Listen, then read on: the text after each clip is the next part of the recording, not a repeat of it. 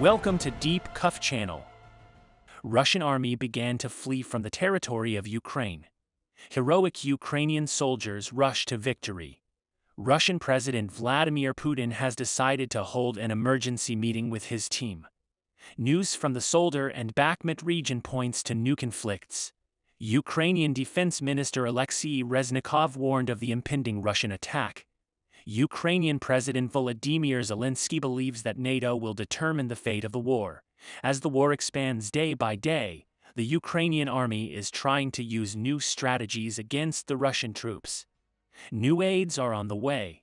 As a result of the operations carried out by the Ukrainian army on the front, 740 Russian soldiers, 4 tanks, 8 armored combat vehicles, 4 artillery systems, 1 warplane, and 7 special armored vehicles were destroyed.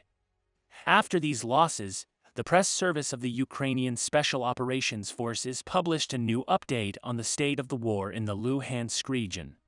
Accordingly, units of the Ukrainian Special Forces operating in the region are conducting intensive operations against Russian troops.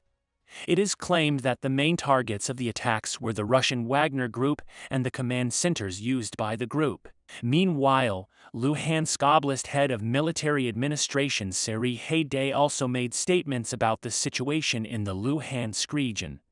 Haidai reported that Russian soldiers in the strategic Kreminna and Svartov sectors in the Luhansk region began to flee without looking back. Russian troops in the Svartov and Kreminna area are fleeing to other areas in the Luhansk Oblast, said Serhiy Haidai. At this time, the state border guards of the Ukrainian Defense Forces announced that the Russian Wagner Group was approaching the Bakhmut region.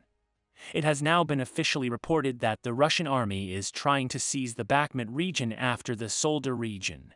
In fact, some Russian sources announced that the Russian army had surrounded both regions.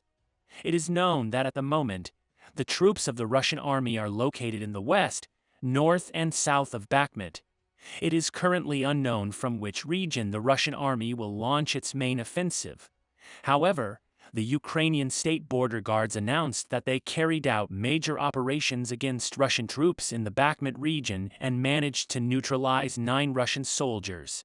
Meanwhile, the Institute for War Studies has released a new operational update on the situation in the Bakhmut and Solder districts. According to the report, Russian forces continue their attacks on the Solder region with all their might.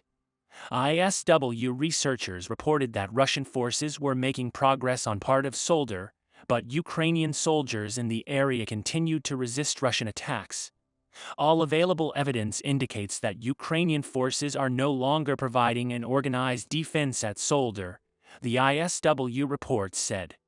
Russian news channels, known for being close to the Russian Defense Ministry, announced that the Solder region has been seized. However, that is not the case at the moment. Meanwhile, Ukrainian Defense Minister Alexei Reznikov announced that Ukraine should prepare for a fierce Russian attack in the southern and eastern regions in the spring. According to Reznikov, the Russians began to gather forces, ammunition, and weapons to launch a massive counterattack.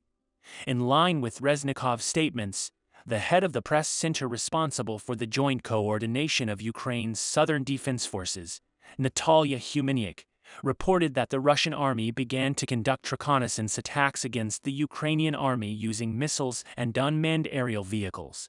Although Humeniuk did not give a clear date for the counterattack that the Russian army will launch, he underlined that the Russian army still needs to prepare. Prior to these statements, Ukrainian intelligence had reported that Russia was preparing missiles for a new major attack on Ukraine. Ukrainian intelligence said the aggressor state would combine different types of weapons to maintain the momentum of the attacks. Moscow needs serious preparation to launch a major offensive against Ukraine. A ceasefire is essential for this preparation. These are the reasons behind Russia's ceasefire efforts in recent weeks.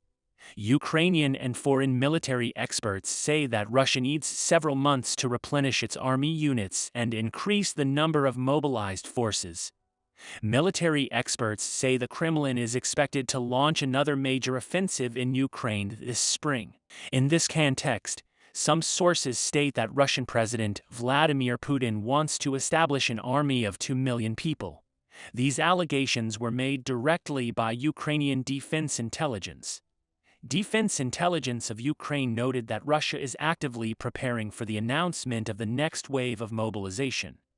After the partial mobilization decision, Russian President Vladimir Putin was expected to announce a new mobilization decision. These allegations, which have now emerged, indicate that Putin's decision may be announced soon. Putin's decision will most likely be announced after the joint exercise with Belarus. On the other hand, NATO countries seem ready to take the necessary steps to strengthen the Ukrainian army. In this regard, Ukraine plans to purchase up to 500 NATO tanks. Against the background of the statements of European leaders that they are ready to supply Ukraine with NATO-type tanks, it was learned during preliminary talks with European countries that Ukraine can purchase a total of about 500 NATO tanks. Considering that we are talking mainly about Western heavy combat vehicles, this can be a very serious increase because the tanks have a serious advantage over the Russian T-90 tanks in terms of protection levels. In addition, Ukraine has decided to deploy additional HIMARS systems on the border with Belarus. This decision was interpreted as unexpected by many military officials. Information about the deployment of additional Ukrainian troops to the Belarusian border surfaced a few days ago, but this afternoon British diplomats confirmed that additional Ukrainian military units have been deployed to the Belarusian border. In this context, Ukraine will clarify the certainty of the steps it will take after the NATO summit to be held in Lithuania. After the meeting, NATO countries are expected to take important decisions regarding the Ukraine-Russia war. After Ukraine's decision to deploy HIMARS systems on the Belarusian border, Russia made an important decision regarding this region. Allegedly, Russia is deploying Su-25s on the Western Front. Decision to increase the combat capability of the Western Strategic Direction was officially announced by the Ministry of Defense of the Russian Federation on January 13. Main purpose of the Su-25 will be the destruction of enemy strongholds. Russian Ministry of Defense has announced that Su-25s from the Western Military District will play a key role in supporting Russia's ground missions in Ukraine. But I think this decision of Russia will be very ineffective, because the Su-25 warplanes are very old and their use at the front is limited. In addition, considering the air defense capabilities of the Ukrainian army, it is extremely difficult to expect these planes to have an impact on the front. Finally, the U.S. may be preparing a new aid package for the Ukrainian army. Two people with knowledge of the matter told Politico that the Pentagon is considering sending Stryker armored vehicles to Ukraine to repel a possible Russian attack in the spring. A Defense Department official said the Strykers could be included in the next military aid package, provided they didn't reveal their names. Armored vehicles or not, the White House may announce the relief package next week. Sources stressed that a final decision has yet to be made and that the Strykers could be delayed and instead be sent with a future aid package. Victory to Ukraine. We will continue to monitor the world and especially Ukraine. We'll see what happens in the next few days. We have reached the end of another video. You can support us by liking the video. You can easily follow new videos by subscribing. I wish you all a war-free day. See you.